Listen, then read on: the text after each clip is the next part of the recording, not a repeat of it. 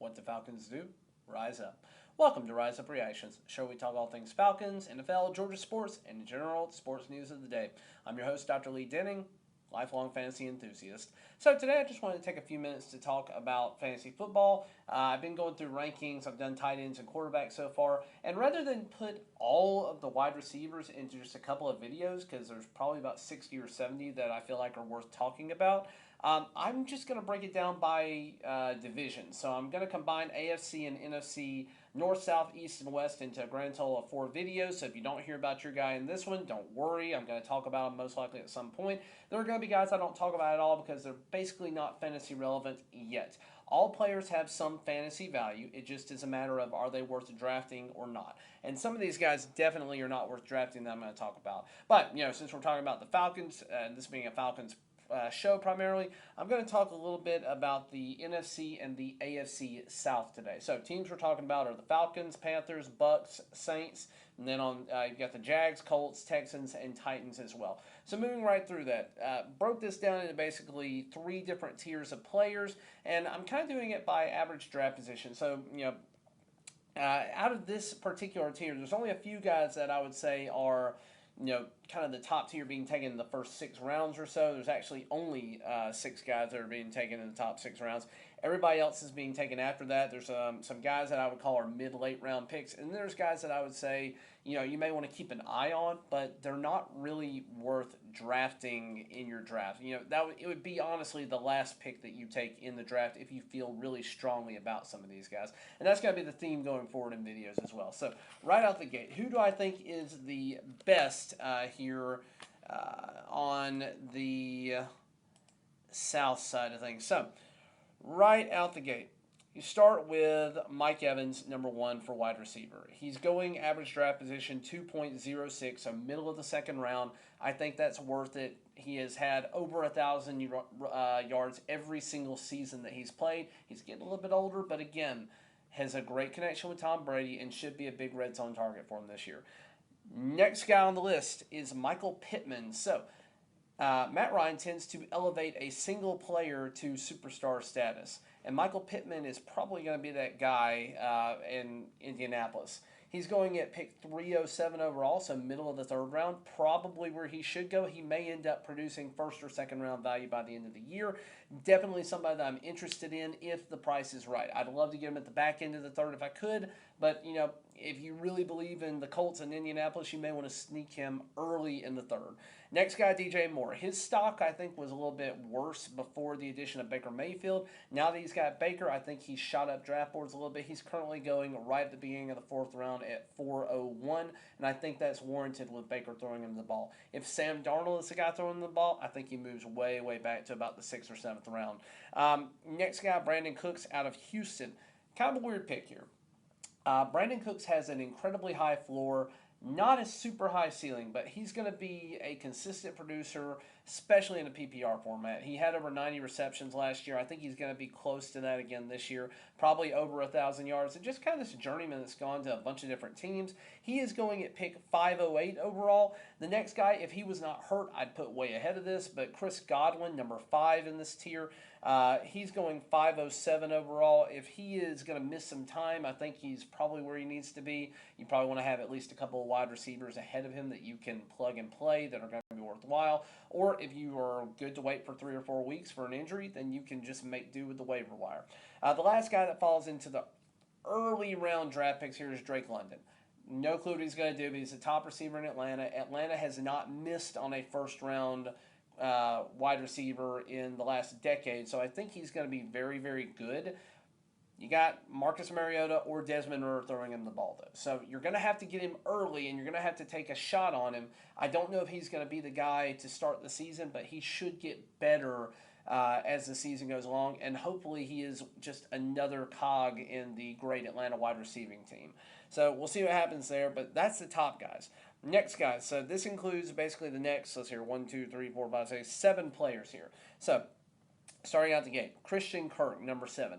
He is a sneaky pick. He is going at pick 803 overall right now. I think he's going to end up returning fifth or sixth round value here. So I really like Christian Kirk. He's the best receiving option in Jacksonville. Love him there. Robert Woods is the guy that I have next out of Tennessee. Little hurt, so it just depends on if he's going to miss some time or not. If he's going to miss some time, I drop him back to the back end of this tier of players. But if he's not going to miss any time, he's going to be the immediate number one option for the Tennessee passing game in the absence of A.J. Brown. Treylon Burks is close here, so don't freak out. He's coming up. But I do like the veteran presence of Robert Woods. The next guy, number 9. I have no clue how to feel about this pick. I almost want to say avoid him, but the upside is so good. If you feel good about him, you should take him. If you just want to say, no, he hasn't played for 2 years, I'm going to avoid that, I don't blame you at all. I'm probably going to go with that strategy, but you're looking at Michael Thomas out of New Orleans. He's going at the back end of the 6th, early 7th round at 6'11" overall. I don't think he's worth that. I would rather have either of the other 2 guys that I know are going to be healthy and starting, like Chris Olave or Jarvis Landry, which actually the next guy I have is Chris Olave. I think he is a sneaky pick. They moved up in the draft to take him. He's going at 904 overall, so you can get him in kind of the mid-late rounds there. And I like him better than Michael Thomas as a floor player, but Michael Thomas still has that upside there. The next guy is Russell Gage.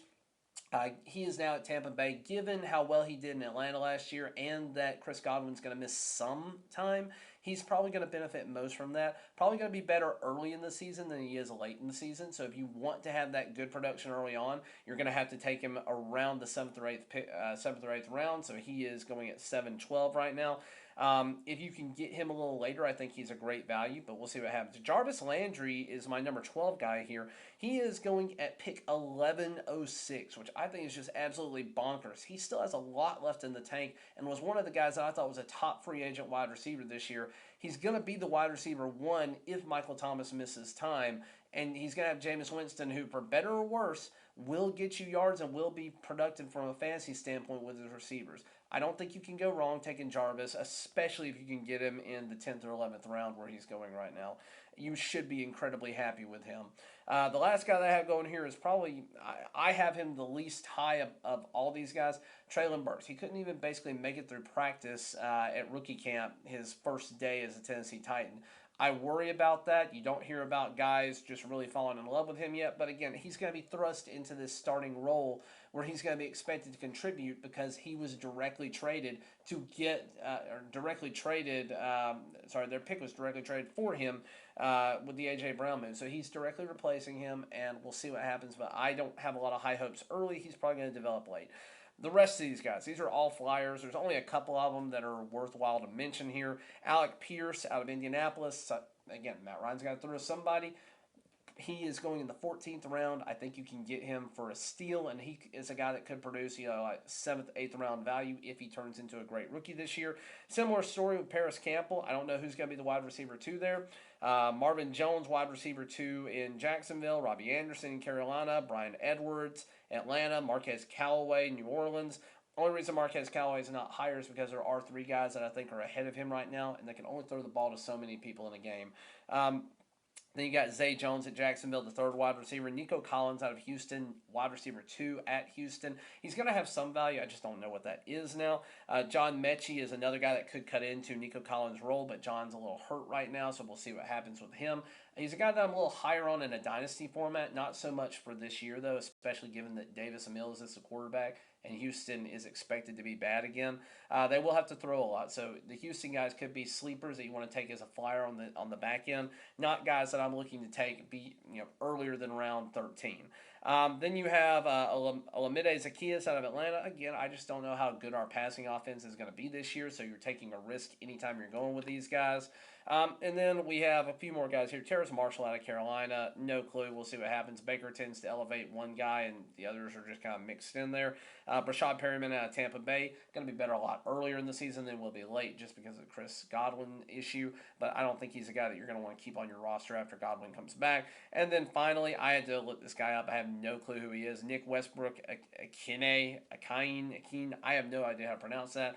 He's Tennessee's 3rd wide receiver right now. Not worth drafting. If he might become fantasy relevant later in the year if Robert Woods goes down or if Treylon Burks goes down. Right now, I would stay away from him. So, again, you've got about 14 guys here that you're 13 or 14 guys that you're going to be just staying away from, and then you've got 13 guys that you're going to be a little bit more interested in from a fantasy perspective. And again, it just really depends. Any guy is draftable if the price is right. Most leagues don't have more than 16 rounds, and a lot of them have a defense and a kicker. So really, if you're thinking about this, if they are beyond 14th round value, they're guys that are probably going to be on the waiver wire, and you can just wait and see if they turn into something and use your other picks on guys who have a much higher ceiling or just, a lot better prospects. But that's just my thoughts. Again, NFC and AFC South wide receivers, their rankings, where they're falling right now. Let me know what you think down in the comments below. Do you think I'm right about this? Do you think I'm stupid? Do you think ADP is worthwhile to follow? Or do you think that you should just go with your gut at all situations? Would love to hear about that. Consider liking and subscribing to me if you enjoyed this content. And again, thanks for watching, and rise up.